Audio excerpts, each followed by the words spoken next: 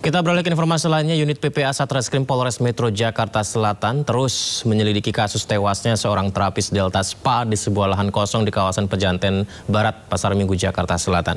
Penyidik telah menyerahkan sampel organ korban untuk mengetahui penyebab kematian.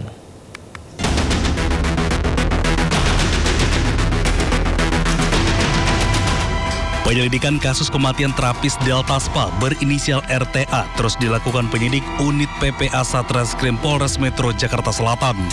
Penyidik telah menyerahkan sampel organ tubuh korban guna memastikan penyebab kematian korban. Selain itu, polisi telah menjadwalkan pemanggilan pemilik Delta Spa untuk mengetahui sistem perekrutan terapis. Penyidik juga menjadwalkan pemanggilan terhadap petugas Dinas Catatan Kependudukan Sipil Indramayu, Jawa Barat guna mencari tahu usia asli korban.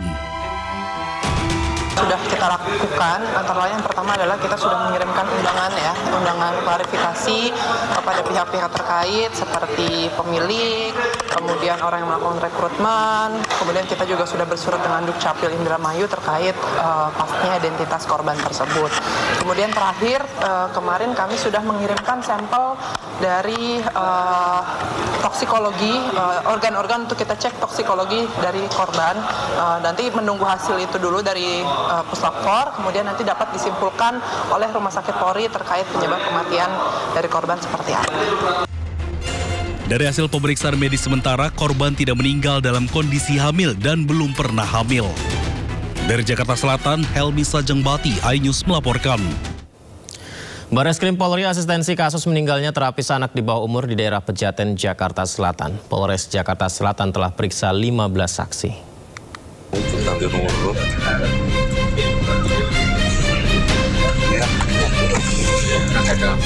Kasus kematian terapis spa berinisial RTA di Pasar Minggu, Jakarta Selatan masih terus diselidiki polisi.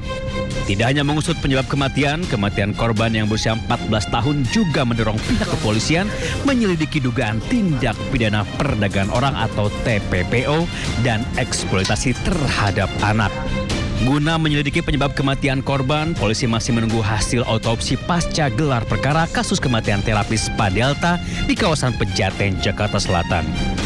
Selain hasil otopsi, polisi juga telah memanggil saksi sebanyak 15 orang, khususnya beberapa saksi yang tinggal bersama korban di dalam gedung Delta Spa. Pihak manajemen spa tempat korban bekerja juga telah dipanggil tim penyidik untuk melakukan pemeriksaan. Pihak manajemen dari karyawan yang ada kan sudah 15 saksi yang kita periksa. Kita sedang memanggil lagi dari orang-orang atau lingkungan-lingkungan yang terkait dengan si korban ini. Jadi yang sementara ini keterangan yang sudah kita ambil adalah dari saksi berjumlah 15 orang. Dari teman sesama terapisnya, dari manajemen perusahaan itu sendiri, ataupun dari orang-orang seperti security dan sebagainya.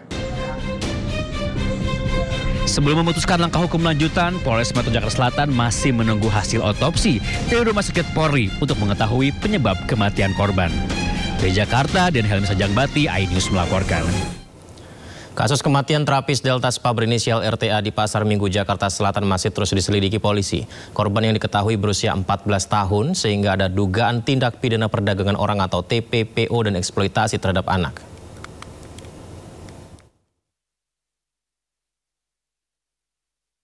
Kematian terapis Delta Spa di Jakarta Selatan masih menimbulkan tanda tanya.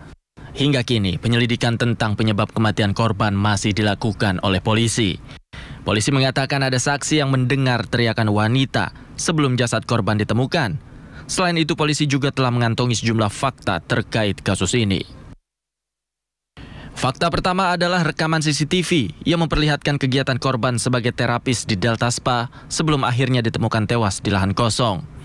Dalam kamera terungkap, korban sempat bolak-balik ke kamar mandi mes khusus terapis. Fakta selanjutnya adalah laporan dari kakak korban ke polisi. Kakak korban melaporkan adanya dugaan eksploitasi korban yang masih berusia 14 tahun oleh Delta Spa.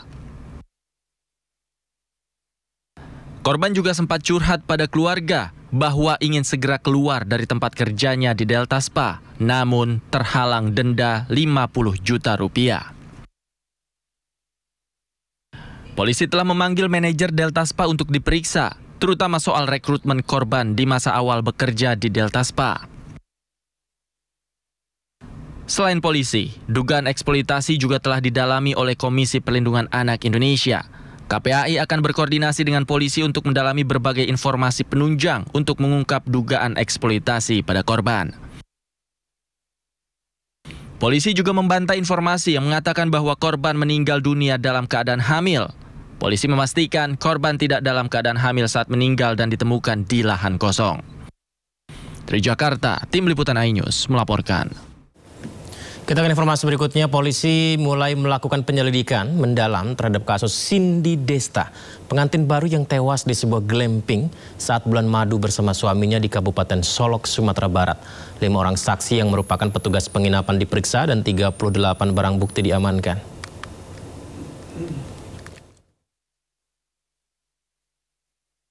Kepolisian Polres Arosuka Solok mendalami kasus kematian Cindy Desta Nanda saat bulan madu bersama suaminya di sebuah glamping di Kabupaten Solok, Sumatera Barat.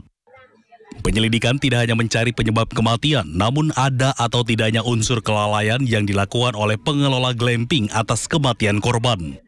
Sementara dari hasil olah TKP, penyelidik Polres Arosuka sudah menyita 38 barang bukti, termasuk sisa makanan, water heater, dan tabung gas 12 kg.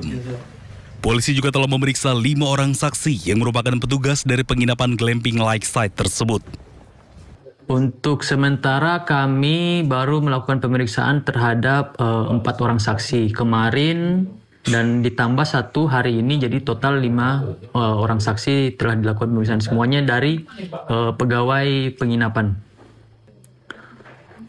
Tentunya kami dari pihak kepolisian resor masih melakukan penyelidikan terkait peristiwa tersebut. Namun apabila kami menemukan adanya kelalaian dari pihak penginapan, tentu kita akan melakukan proses lebih lanjut sesuai dengan hukum yang berlaku.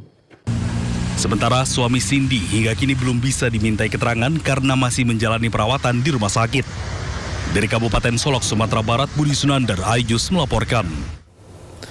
Gilang Kurniawan satu-satunya korban selamat dalam insiden tragis glamping maut di kawasan Lakeside, Alahan Panjang, Kabupaten Solok, Sumatera Barat kini menjalani perawatan intensif di ruang high care unit Rumah Sakit Semen Padang Hospital Kota Padang dan sudah dalam kondisi stabil. Sementara itu pihak keluarga korban menuntut pertanggungjawaban dari pihak penginapan.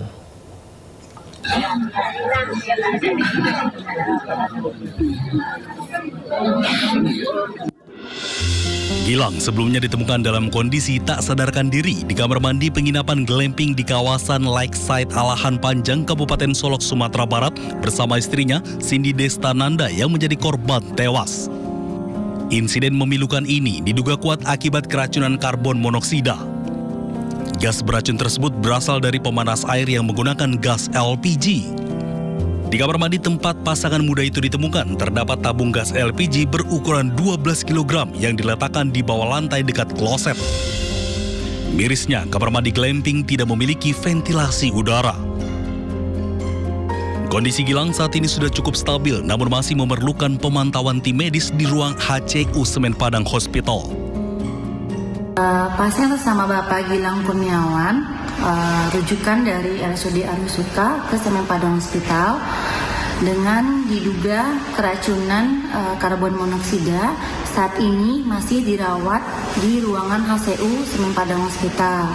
Untuk kondisi pasien cukup stabil, namun masih memerlukan perawatan intensif dari tim dokter kami.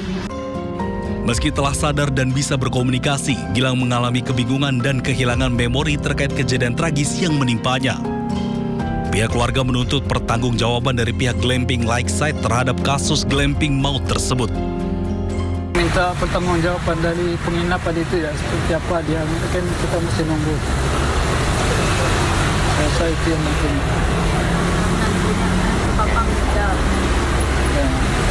Nah, tentu pertanggungjawabannya bukan hanya ke pihak saya, karena kan ada 2 korban. Menantu saya meninggal, anak saya dirawat seperti ini. Kita akan lihat seperti apa pertanggungjawabannya. Pasangan Gilang dan Cindy baru saja menikah pada 3 Oktober 2025. Keluarga besar Gilang berharap agar proses pemulihan berjalan lancar dan ia segera pulih secara fisik maupun mental dari tragedi yang merenggut nyawa istri tercinta. Dari Kabupaten Solok, Sumatera Barat, Budi Sunandar, iNews melaporkan.